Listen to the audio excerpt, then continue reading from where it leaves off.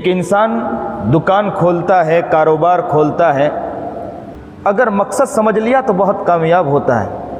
کسی جگہ نوکری کے لیے آپ چلے جائیں، آپ کام نہ کریں، آپ نوکری کے لیے گئے اور آپ نے کام نہ کیا تو آپ کا سیٹ آپ کو وہاں سے نکال دے گا، لازمی چیز ہے۔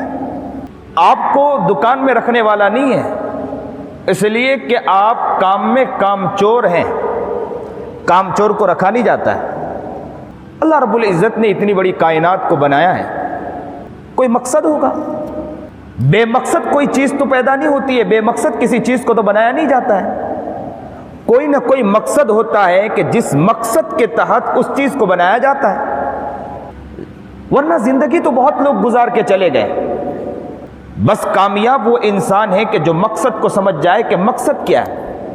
اتنی بڑی کائنات کو بنایا، چاند اپنی جگہ کام کر رہا ہے، سورج اپنی جگہ کام کر رہا ہے، ستارے اپنی جگہ کام کر رہے ہیں، شجر و حجر اپنی جگہ کام کر رہے ہیں، کائنات کی ایک ایک چیز چل رہی ہے، پھر رہی ہے، کس کے خاطر چل رہی ہے؟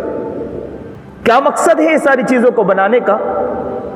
یہ بات نہیں ہے کہ زندگی گزارنے کے اندر انسان خوشیاں نہ منائے، انسان کاروبار نہ کرے، مقصد یہ نہیں ہے۔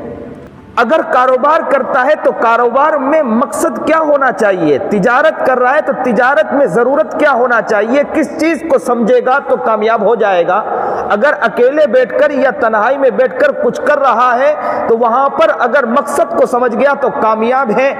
احباب کے ساتھ بیٹھا ہے، ساتھیوں کے ساتھ بیٹھا ہے، مقصد کو پہچان لیا تو انسان کامیاب ہے۔